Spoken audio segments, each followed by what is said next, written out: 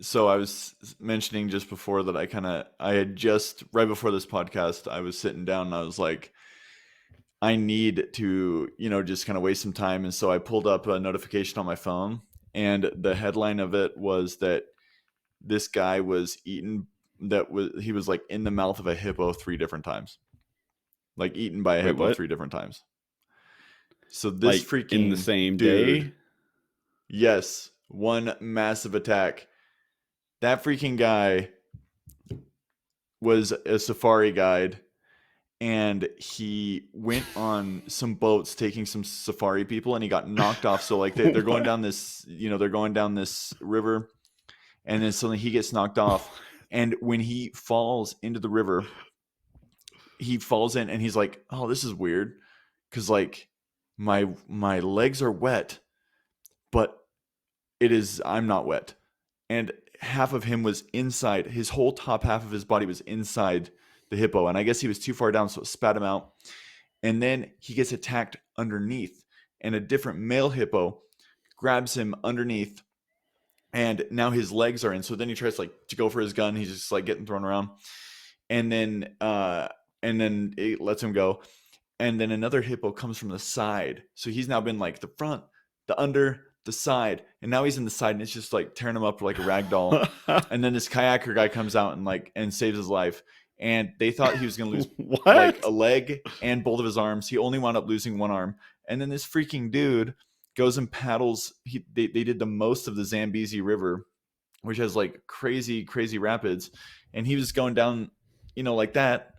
And it's just, what in the actual world? And I thought that was an amazing story, What? and I thought well worth a beginning thing. And I literally listened, or I read that right before this, and that's wild. What is your reaction to that story? I Wait, need to know. wait, hold up. This guy, he was eaten by 3 different hippos and only lost an arm, Yes, which sounds completely improbable, but a guy in a kayak saved him. This dude who's just kayaking down the river is like, those hippos are attacking that man. and I'm going to I got risk my you. I life. got you, man. Yeah, and then I he will goes over stop there, and these then but the thing hippos. is like he didn't like pull him up on the kayak, like so he's just like being dragged by the kayak. There's still all these hippos around, but like I'm always so afraid of things like coming up from like the bottom. And dude, anyway, this guy's like getting thrashed around by the Why hippos. is he kayaking in a hippo river? Well, the thing is like What? I think that they were on the Zambezi River, and apparently there's not like a ton of hippos in that area, and they're like floating, and they're like, "Oh, fetch!" We're like floating into the hippos. There was like a mom and her calf, and it was just all a nightmare. It's a really long article, but it actually like I feel totally like flows perfectly into a book that I had totally planned on sharing about today, but that like I just read that and I was like, oh man. And it's actually the discovery, or the potential discovery, of the source of the Nile. So the book that I have is called Explorers of the Nile. And back in the late 1800s, or mid to late 1800s, like the exploration place was Africa, like filling in the maps, trying to understand. And everybody though wanted to know the source of the Nile River. And so this book kind of explores the lives of the different explorers, and interacting with the Nile and trying to find the source. And I kind of thought like, how hard is it to find the source of a river? Like you go up the river, until it's done. You know what I mean? Like for right, you some just reason, keep like you don't you just keep walking. you keep going. I mean, you got water, Yeah. you know. And you follow the water to when there's no water. Right. And I was like, oh, You like literally have a trail. why is this so why is this so hard? I don't know. But then you get into it, and then you realize that there's a bunch of tributaries that come into the Nile, and so trying to follow the exact pathway of the Nile is super hard. Anyway, so it's this book. It kind of starts out with this guy, um, named David Livingstone. So David Livingstone is a legend. He went over there as a missionary to Africa as a missionary, fell in love with the country, started becoming an explorer, and he searched for the Nile. He actually died kind of in the pursuit. There's this whole other thing about this whole story of people trying to find Livingstone, and like taking years to try and find him. But the majority of the book centers on two different explorers. One is named Richard Burton, and the other one is named, I know I love his middle name, so I want to make sure to get it right, but like John Hanning Speak. He just like sounds such like a explorer name. Um, and John so these Hanning two, speak. yeah, and they're both Sounds like well, all of somebody them who are. has a lot of money. I don't actually know if he had a lot of money, but he did make a lot of money from being an explorer because they were like the rock stars of the day. Like explorers, like that was the cool thing to do. Um, How do you and make it's money really as an explorer? so you make Speaking on tours? the yeah, speaking and writing books afterwards. Um, but Richard Burton was already a pretty famous explorer. In fact, he was the first white dude to see Mecca. So he actually took a pilgrimage to Mecca, like dressed up, and managed to make it all the way to see, kind of do a simulated pilgrimage going to Mecca. And he was really popular, really famous. And John Speak was kind of this up and coming guy. And the whole story is that while they're on this expedition, they both actually, Richard Burton gets really sick and can't really complete the expedition, but they both kind of independently start going their own ways to try and find the source of the Nile. And both of them claim to have found the source of the Nile in two separate places. So then they go in this whole battle of trying to find out who's really legitimate. And it's weird because like when you look in different sources, they say, okay, it sounds like John Speak found it. And then there's a couple of sources that maybe kind of like go with Burton, but most of them are with Speak. And then there's some that say actually neither one of them found it. And it was, and it wasn't found until like the 1960s with like satellite, or like the 1980s with satellite footage, like the true source of the Nile. I'm like, there's a lot of confusion about trying to find the source of the Nile. But yeah, it's just this whole crazy epic story of adventure of these expeditions trying to find the source of the Nile, and how dramatic it was, and some of the other really cool characters that they meet.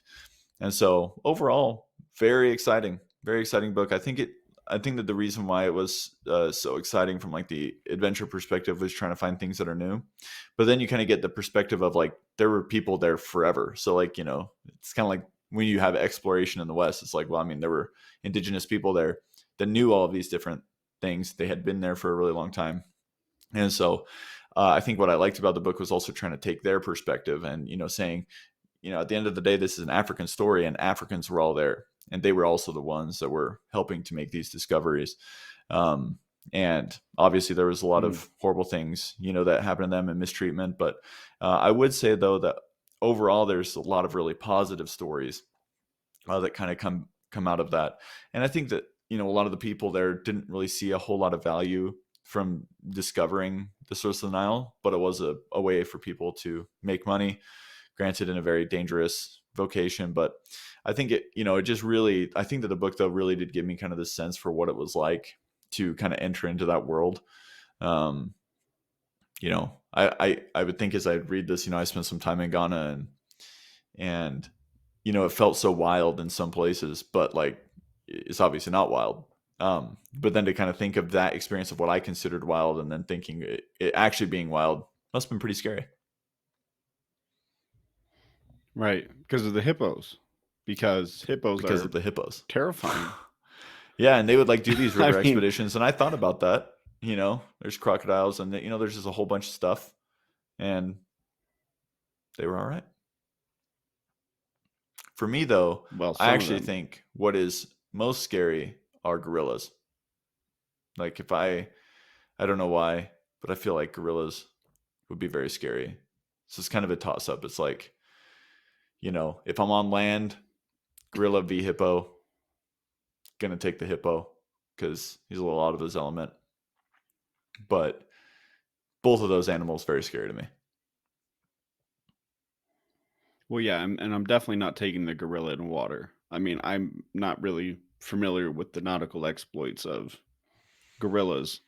Maybe we'll read a book about that, but I I both seem like a no-win situation for me. You know, it doesn't seem like a good idea.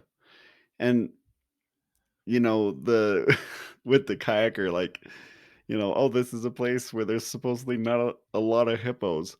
Isn't one hippo in the river too many hippos?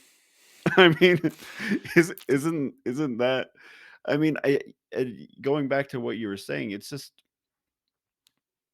very exciting but terrifying to think, you know, going into a place where there are many, many dangerous animals.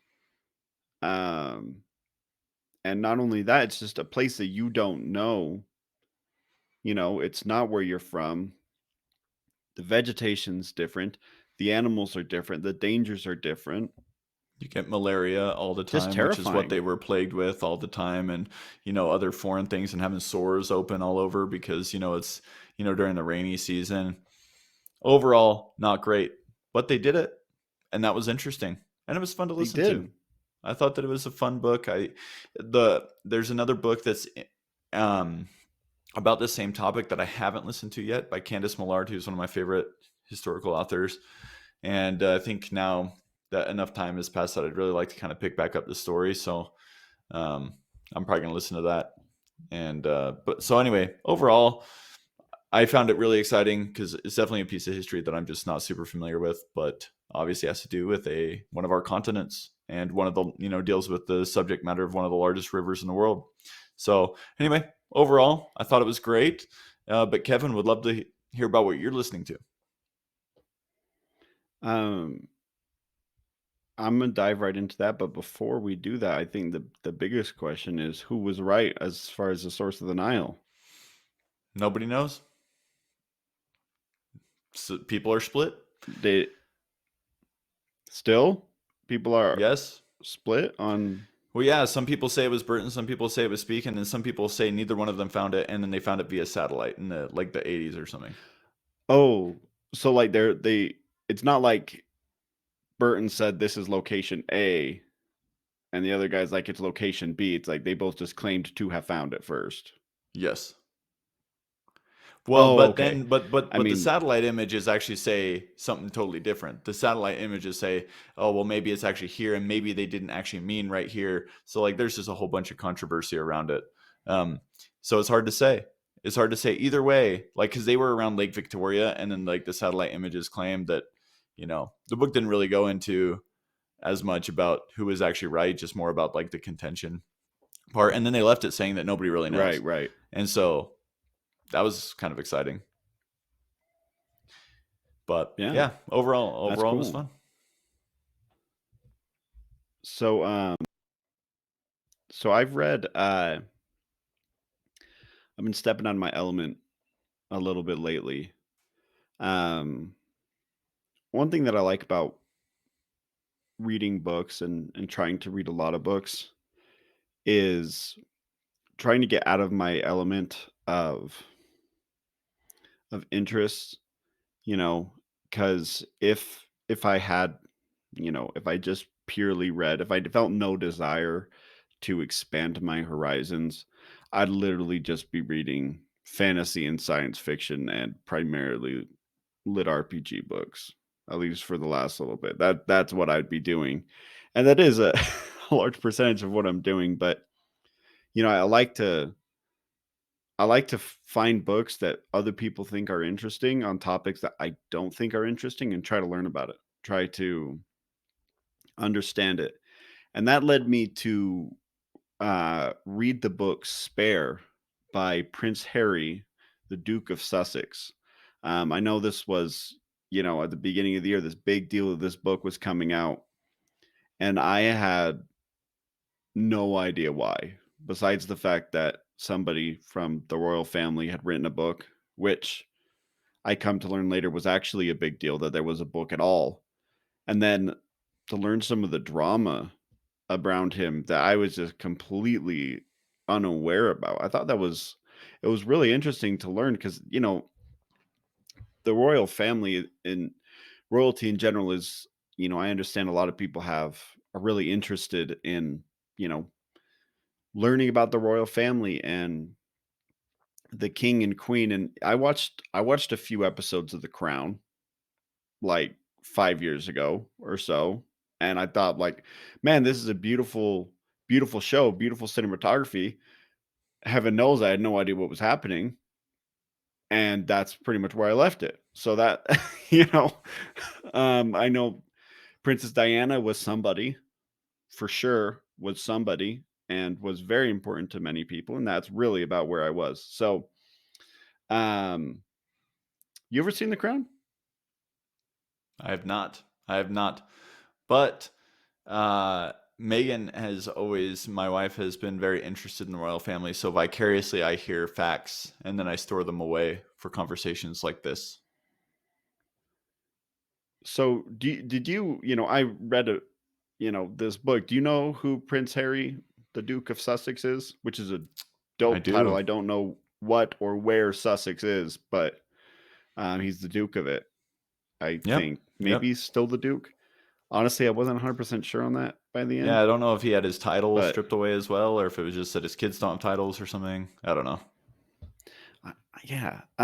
But basically, the book really just went through his life, and actually, the majority of the book was so he got married to Meghan Markle, and they had some type of split with the royal family, and they live like in California. Um, I'm pretty sure they currently live in California. I think they lived in Canada for a while, but I think they live in California right now. Um, but most of the book was about his early life, and I didn't know this, but Princess Diana was his mom, and that is a really big storyline throughout the book. He was really close to his mom when he was young, but she died when he was quite young, but old enough certainly to remember her, and just how that event was really really tragic, and was and still is with him throughout his life. Um, which I thought was really interesting. Not interesting that it happened, right? But you know, I think generally with the British monarchy, you know, you associate a lot of stoicism, you know, uh, regality, if that's a word. It sounds like a word. I think it's a word. Regalness, regalosity. Maybe that's it. That's probably not it. But you know, you don't really think about them being very emotional, and I don't really know them, outside of reading this book, and from the book you get the impression that nobody else in the family really is, but Prince Harry really is very emotionally transparent. He's very much like, this is how I felt, and this was really hard on me, and apparently he made a lot of mistakes as a kid, and he seemed very open about those mistakes, growing up, where times where he didn't, I guess, represent the family well.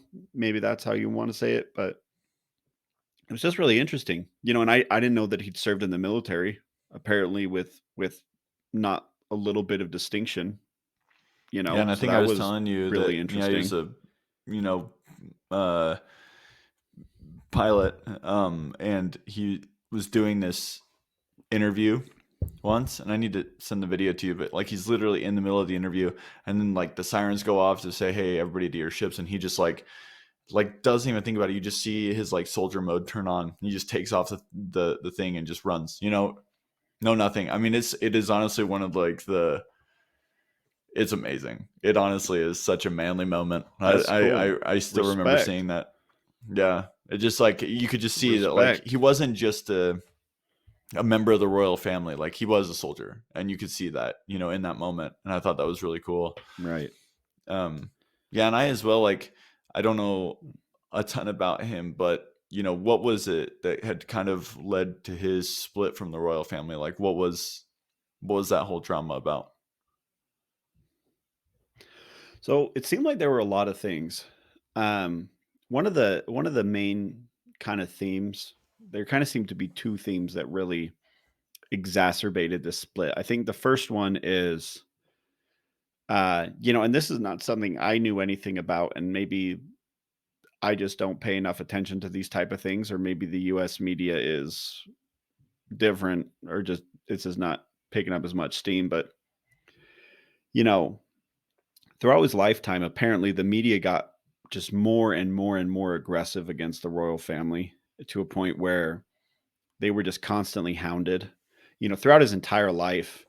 Really, he put a tiny toe out of line, just kind of got blackballed and just constantly harangued. And it's something that he seemed to take really personally. Like he tried not to pay attention to it, but it was really tough, especially when they were blatantly saying lies. And especially when he was getting married, um, people just going after Meghan Markle, just really just attacking her and her family, in a way that just really, just kind of really made their lives miserable. Why were And they there attacking was so Megan that though? um so I mean, just basically she's American, she's not white. She's not there. She's an actress, which apparently carries a lot of connotation with them. I can't recall if she was divorced. I felt like that was a part of it too. I don't actually remember. Maybe she wasn't divorced, but they just really went after her, for not fitting this mold, and it kind of seemed to have a lot of overtones of Princess Diana, who as well, didn't seem to fit the mold. She was very charismatic, wasn't very stoic. She did stick out, which is apparently not something you're supposed to do, really, unless you're the queen or king or next in line. You're not supposed to stick out at all. And and they were very vivacious. They were their own person. They didn't always stand on ceremony. They were nice, normal people, and that is not a mold that fits really well in the royal family. And they just got blasted for that constantly. So there was that. And then the other side of that is that was one thing, but the family was consistently unwilling to back him up, to call out the press, to argue and fight against libel and straight out lies and inappropriate slander and racism, and that they were just like, oh well, it's happened to the other princesses, but just it's like, oh, this is actually different. People are actually being much worse. Megan is getting death threats. People are being. It is just a completely different scenario, and just everybody, from the book's perspective, from Prince Harry's perspective, that people essentially just wanted him to shut up and just endure it, because he wasn't next in line and he was, in essence, the spare.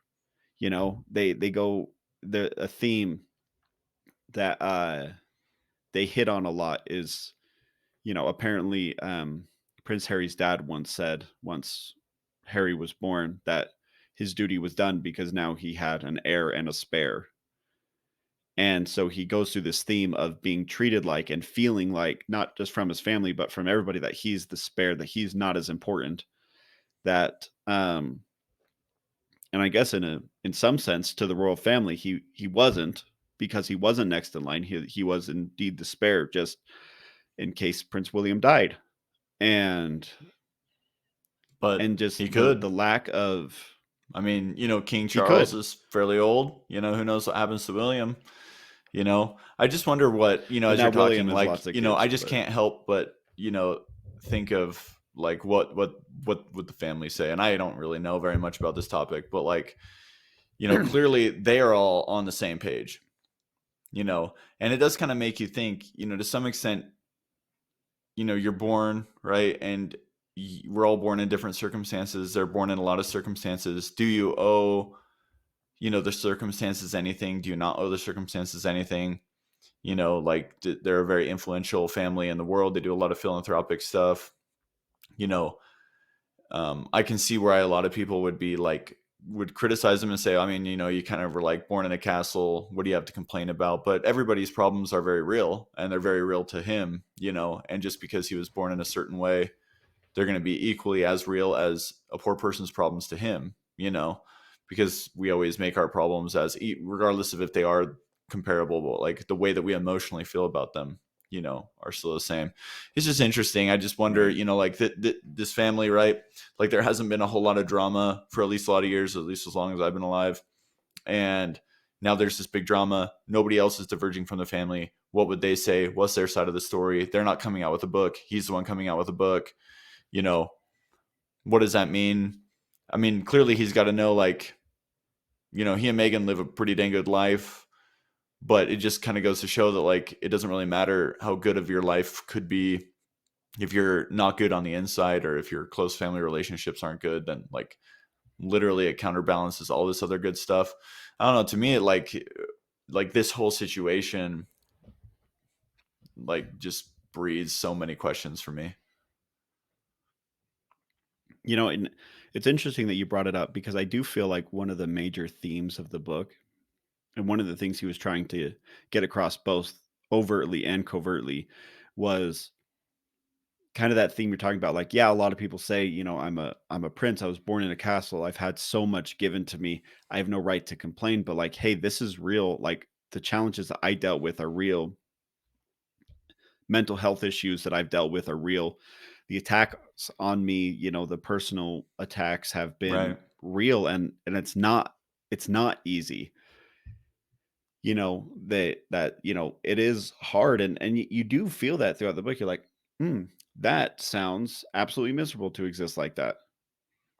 And like, Like and I it and I can kind of sounds see, like like a when you're like nightmare. super, you are totally, like, you kind of talked about it a little bit, but like he has to adhere to the program and you can't really deviate from the program.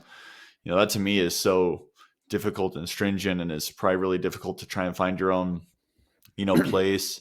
At the same time, like, I wonder how much of the book was gratitude, you know, like, I don't know. I mean, like, because yeah, there is a lot of issues Not with very that, but much.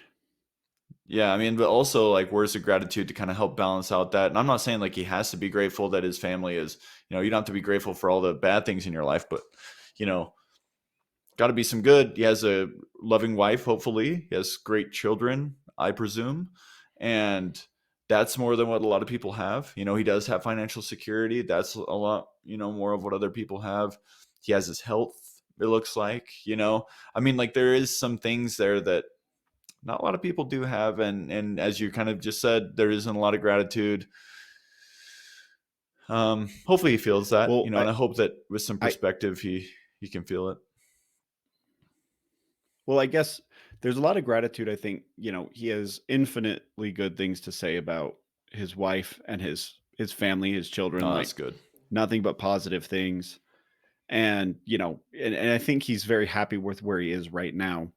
Um, you didn't really get that feeling that ever he was like, man, I feel blessed to be a royal. Like, yeah, there's bad stuff, but there's also good stuff. Never really felt that. Never felt, and I never also got the theme that like, hey, because I'm royalty, I have a certain responsibility. Like you get that a little bit, and certainly he exudes it with he wanted to serve in the military and Right. his other philanthropic works. Like you do get that, but it's not really an overt theme, and maybe that's on purpose. But one thing though that I thought was super interesting is that when he got cut off from the family, he got cut off completely financially. Right. So, But I mean, Meghan Markle, I'm sure, wasn't doing which too poorly. I mean, so maybe it's like the difference no, between I mean, having, 7 digits versus 8 digits. right.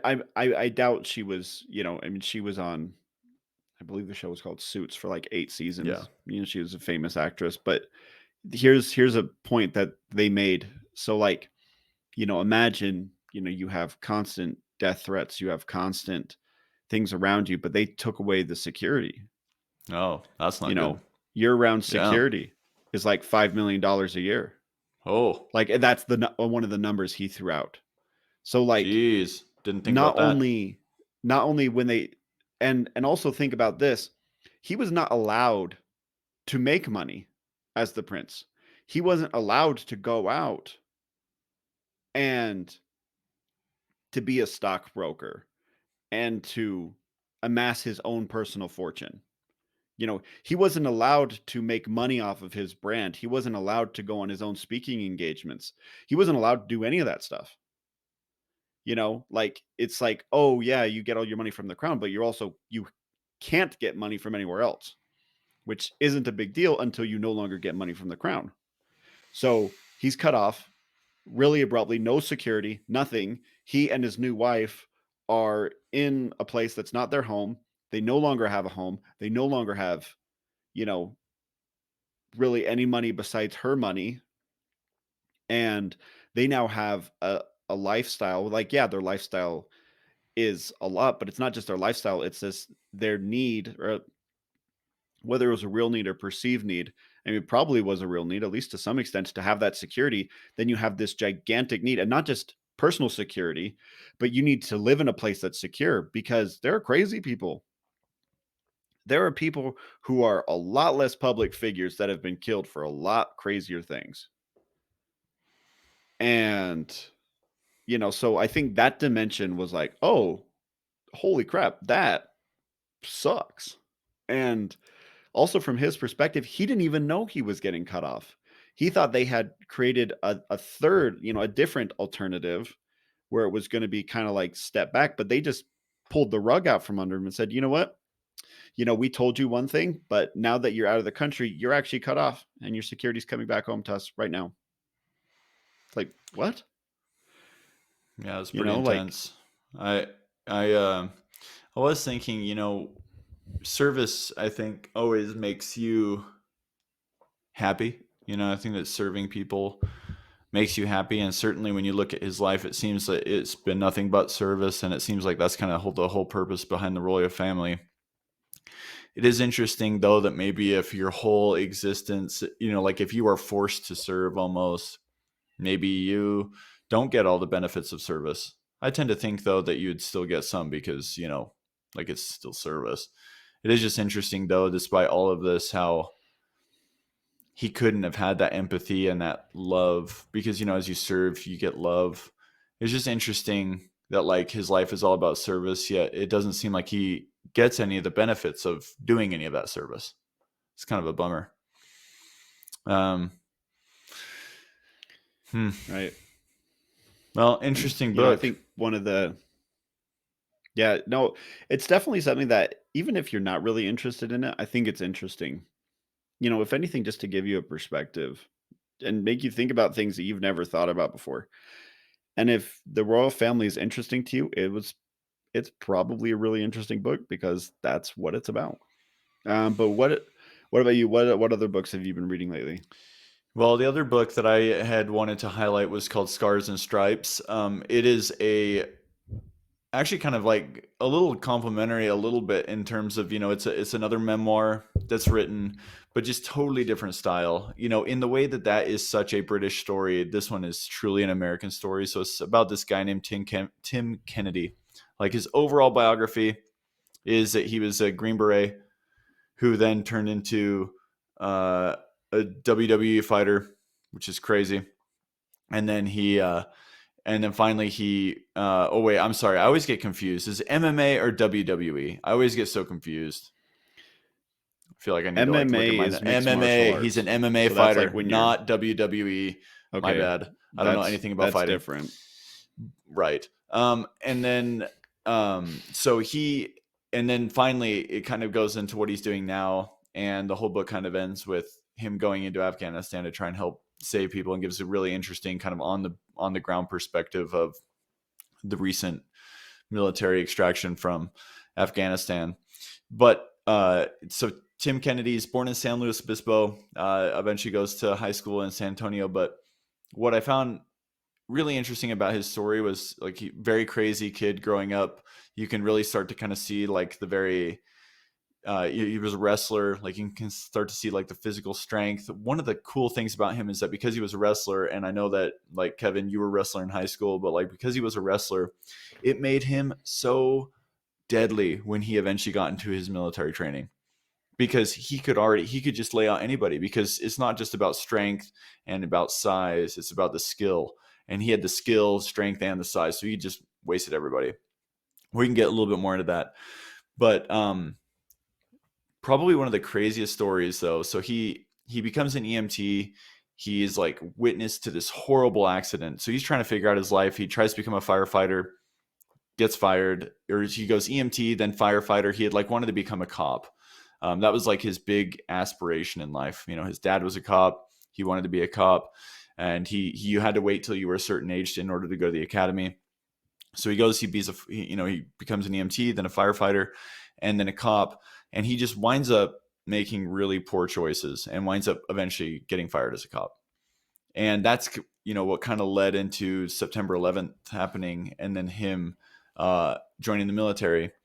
But one of the things that I think is um, so crazy about his story is that he had this girlfriend, and uh, you know they were really serious, but then they had a big fight, and then they decided that they were broken up, and then that night he actually goes and sleeps with another woman. And then he just kind of goes crazy. He's just he's trying to become like an amateur fighter too, among all of this stuff. And uh anyways, he finds out that then both of them are pregnant, and he has to kind of take care and be a father now to two different women having two different babies. And it's kind of in that midst of that is when he is really, really lost with his life. He literally just hops into the water to go for a swim, and he just thinks to himself, I'm all right if I don't come back in, but eventually like a boat comes and picks him up, and he kind of makes the decision to live. And he went through a really interesting program that the military put on, because normally it took you a really long time to get into special forces, but because the nature of the wars in Afghanistan and Iraq were so tailored towards having small special forces units, they had this program where you could sign up and kind of immediately start the training for special forces. There was some qualifications you had to go through, but it was kind of an accelerator course. And so he did that. He became a Green Beret. After his first deployment, they said, hey, you're not experienced enough. So they sent him to Ranger School. And then he does deployments to both Afghanistan and to Iraq. But all the while, he's starting to fight. One of my favorite stories is that he's in uh, what's the place where they have Mardi Gras? New In Orleans. Louisiana, New Orleans. He's in New Orleans, and he's there for Mardi Gras. And I guess that like they keep pulling these people in to go like fight for money. So they keep being like, hey, at this bar, they're like, hey, who wants to fight for money or something like that? Or, hey, we should go do that. Anyway, he goes, and then he just starts winning. And he starts winning and winning and winning. And he's making all this money just kind of from these street bar fights. And he just really wanted to take fighting seriously. And so kind of my favorite part of the book was he starts to fight in the MMA as a professional, but it starts to conflict with his military life. And eventually the military came down, and he was like he was inspiring people, and this whole other group of people to be affiliated with the military. And he was honestly doing it on weekends, and whenever he could get away from his military responsibilities. And eventually the higher ups came down. They said, look, you can't do this anymore, you have to choose. And he chose the MMA. And he's actually still serving in the 19 Special Forces group. They have groups in Utah, and they also have one in Texas, and he's out of the one in Texas. So he's still in the military, in a special, assigned to a special That's forces National unit. But Guard, right? yeah, but he's in the National Guard. And then he has this incredible MMA career. And then, he does a few very entrepreneurial things. And then the whole book kind of culminates with him going back to Afghanistan, and that whole process of getting into Afghanistan, and then starting the whole,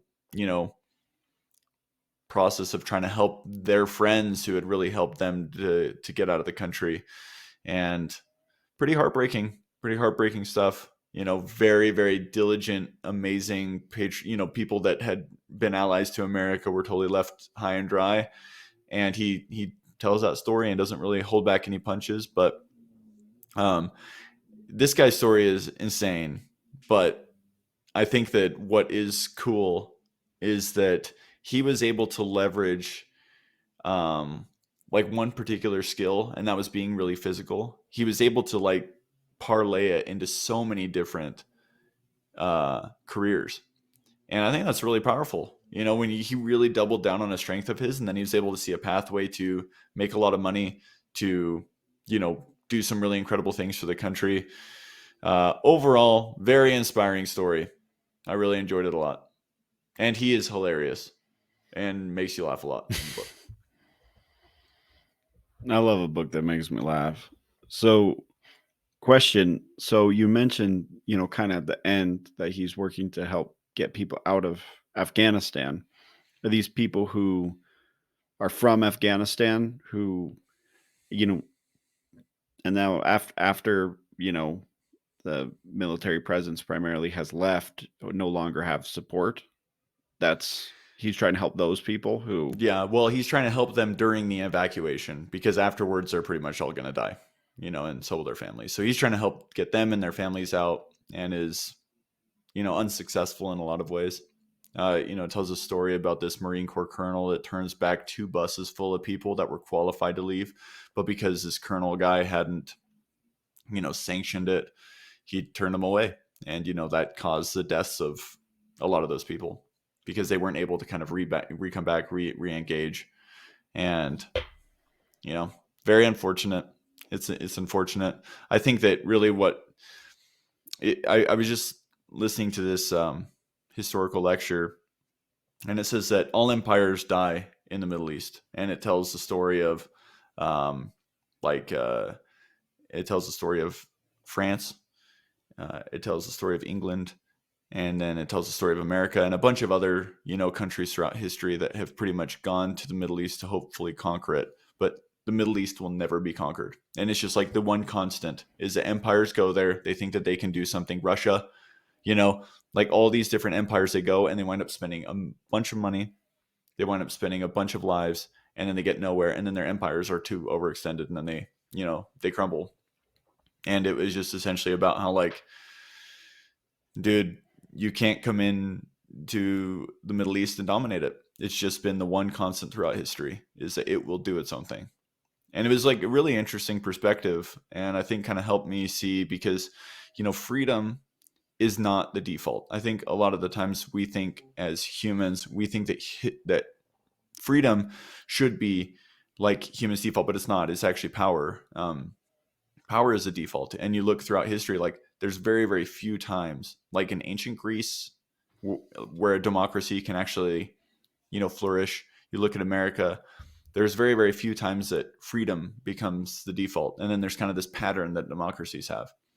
And you look at the Middle East, and one of the things that this lecture was talking about anyway, of one of the reasons why the Middle East can, is because the only thing that competes with power is like religion, and their religion is so strong, and the religious roots there are so strongly held that it doesn't leave room for other beliefs, including political beliefs. And so, trying to introduce the idea of democracy, it just starts to, conflict with a lot of their ideology. And anyway, it's just interesting. I'm not saying that like democracies won't eventually thrive in the Middle East, but they haven't. Um, and it's just I think that it's interesting. It's just a good example that freedom is not the default. People don't understand freedom. People understand power, and there's just very very few times that freedom actually exists. And I think that it's kind of cool that it does exist in our country. We're very lucky that it does. Indeed, I think, learning about other places, it's very easy to criticize where you are. It's a place that you know well, and it's really easy to criticize. You know, all you have to do is watch the news. It's so easy to criticize everyone and everything. I'm not even saying that some of that criticism isn't completely warranted, but I think with that, it's also important to understand some of the blessings that we have, and that's not to say that anybody who's not an American is suffering, or worse off or something, but there is something special, and I think that is something, that is something important. It's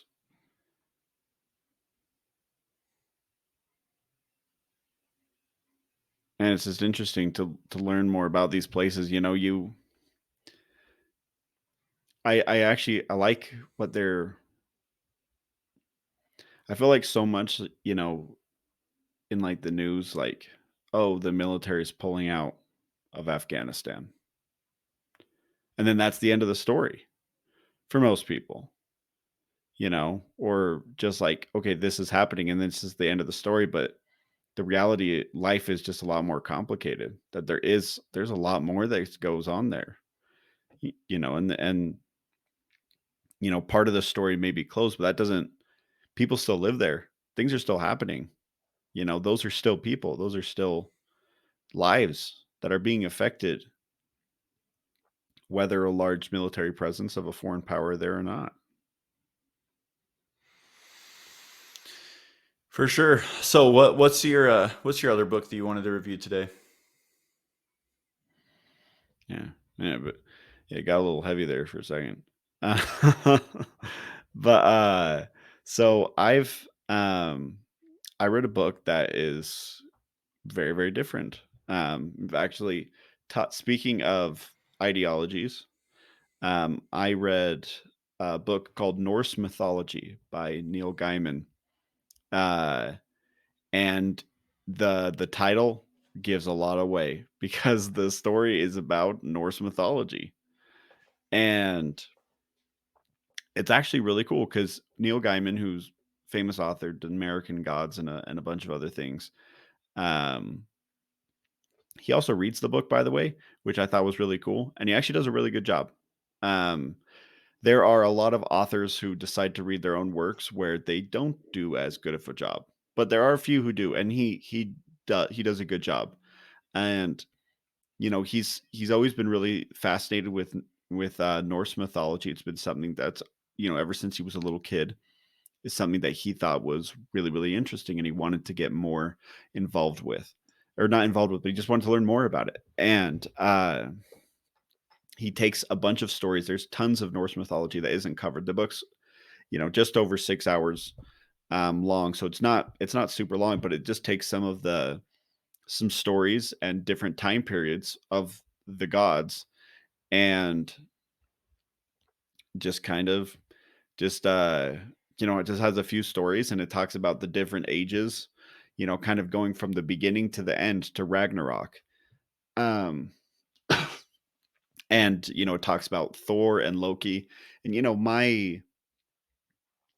my extent of knowledge of more Norse mythology really is just kind of the Marvel adaptations, which is not, you know there are some elements there, but they're not as you know it's different, obviously.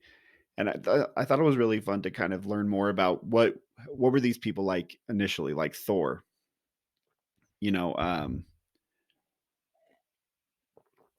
I feel like Thor in the original Marvel movies was probably a lot closer to Thor in the mythology. But as Thor went on, he got sillier and he got smarter, and really in the mythology, he's just kind of a brute. He's a dude with a hammer, and he loves to solve every single problem with just being stronger than everybody else. And he just goes in and he bashes stuff, and it works pretty much all the time. And Loki is I actually feel like they did a pretty good job with Loki, because Loki is both good and terrible. And he actually is one of the main catalysts for Ragnarok. Um, so there are like these three main beasts who are all children of Loki. There's a wolf, a snake, and you know, a giant dude with a sword. And they bring about Ragnarok, the end of the world, and they're all his kids for somehow. And just how, it destroys everything except a few of the lesser gods of Thor's children and Odin's other children. And they just kind of start again. How it kind of essentially goes through all the history of time, all the way back to the beginning again. This is really interesting. And it talks about where Thor's hammer came from, and Odin's spear, and why he only has one eye. Thought that was really interesting. It tells essentially the story where he goes into the land of the frost giants, and there's a pool of wisdom, and in order to drink out of the pool, he has to give his eye. He has to give something, and he gives his eye, and the and he gets great wisdom, and the whole thing is that he can now see further with one eye than he ever did with two, which I thought sounded actually really cool. Anyway, it was this awesome to learn more about Norse mythology, and going back a little bit in our heritage,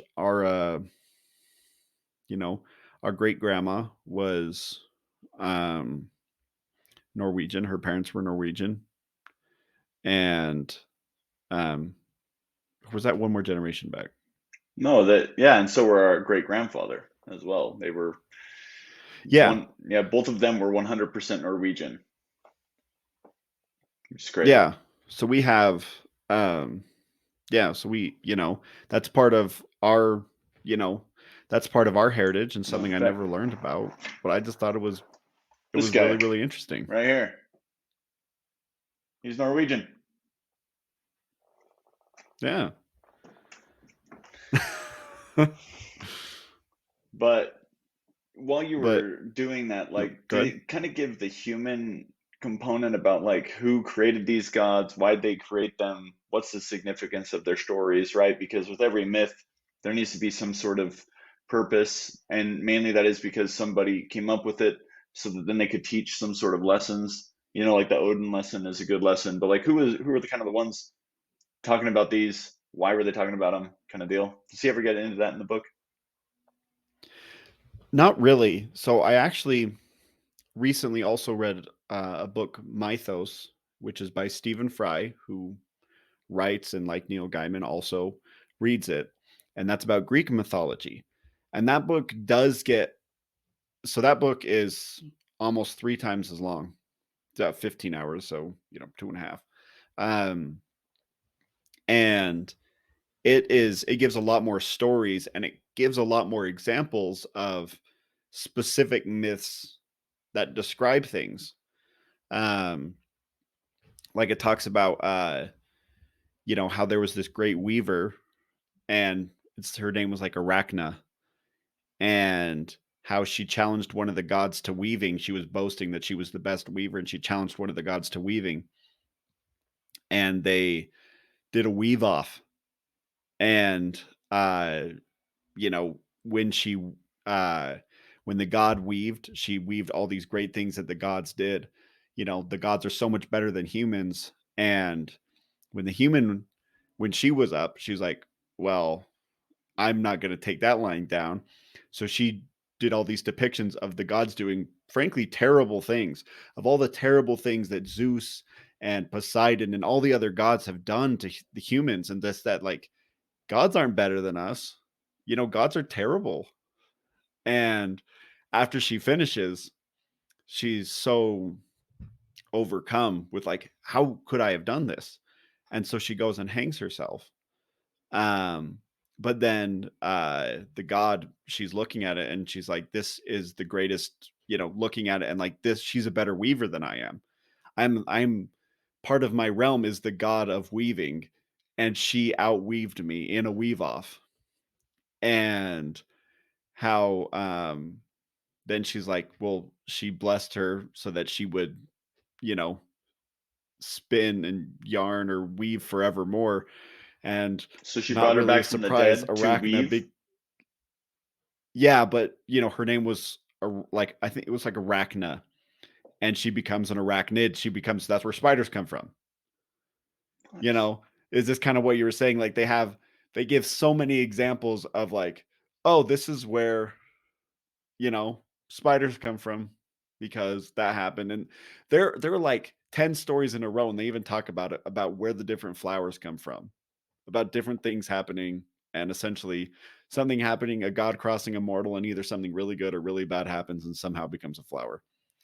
And um but it's just interesting to see how the mythology really tried to explain the world around them. It tried to, like, our world is this way because, you The know, weave off, the great weave spider off of because of the great weave 1500 off, BC. you know. Right. Or like, oh man. Or The Thor, the reason that there are tides is because he was um with one of the frost giants. He was competing with them in a and like they were all saying, or with the frost giants, and they were competing with them, this host of frost giants, and said, "All right, what do you do? Prove to us that you belong here." And so they got in these different competitions, and Loki went into a eat off, and some other guy who was like a servant raced one of the giants, and they all lost, but it turned out to all be illusions. And Thor said, "I can drink." And so they give him a horn of mead to drink, which, I mean, saying that you're drinking out of a horn, I'm not actually sure if it's like it's probably not an actual horn, but it's just some type of cup. But all cups should be called horns. Got my horn right here because that's just cool. Um, and he drinks, and the frost giant says, "Okay, well, even all of my all the giants here can drink it in two." And so then he's drinking it, and he keeps taking these three sips, and even after three, he can't do it, and he's just jeering him, and he drinks it again, just to find out later, and then they're like, "Oh, you guys don't belong here." Find out later, all of it was an illusion, and the cup actually went to the bottom of the ocean, and the movement of him drinking so much that uh it actually caused a tide, and it caused the ocean to move, and that's why tides happen, because Thor drank so much out of the bottom of the ocean that the ocean just keeps moving and created a tide. Like, again, just like trying to explain the world around him through this mythology. And But you Thor, by know the way, is still and there to this day. yeah, it's just trying to finish the horn. Um, but no, I just thought it was so interesting, and you know, and how many of the Norse mythologies and the Greek mythologies centered around just finding something good to drink. About a solid 20% of the stories were about finding the best beer, or the best ambrosia, or finding some honey to put in your fruit juice. Like, they were just all about finding something to drink. And this is thirsty bunch. A But thirsty bunch. it was really interesting, and it's not something. I don't know why, but I always had this feeling that I knew something about mythology, you know, studying art history a bit. You learn some of the stories, you learn a lot of the paintings, and you're like, I've seen, this god in a painting. I know about them. And you actually don't know anything. And it isn't until you actually start reading these stories, you're like, oh wow, there is so much here. Even in the Mythos books, it's 15 hours. There's two more of them. And they still don't even get to everything. There's just so much. Just thought that was so interesting. It's not something that I've never really thought to look it up, and I never thought I didn't know anything about it, but I don't. Have you ever read any mythology? No, not really. But I do. There is a when you were talking about like seeing things in paintings, I still remember seeing the painting Saturn devouring his son, which I think has something to do in like the Greek mythology. And I just remember being like, "Nah, I'm not super interested in learning that story." No, just kidding. But um, I do think it's really interesting. But more, I just think for me, the myths and the stories that we tell ourselves all have purposes from the person who created them, and I always try and understand why, because some myths are used for control, some are used for knowledge, some like what you were saying about trying to just explain the world around you. For me, I'm interested in just seeing the way that people think, especially when there is no science, there is no structure, and you have to just kind of make it up. And anyway, no, it's really interesting. So yeah, thanks for sharing your books. I actually think that's a great place to end there, because I think that it kind of leaves us off with some good things to think about. And yeah, any final words you wanted to say, Kev? No, just everyone, thanks for listening. Let's, you know, let's keep listening to some great books. Till next time, we'll see you. Till next time. Bye.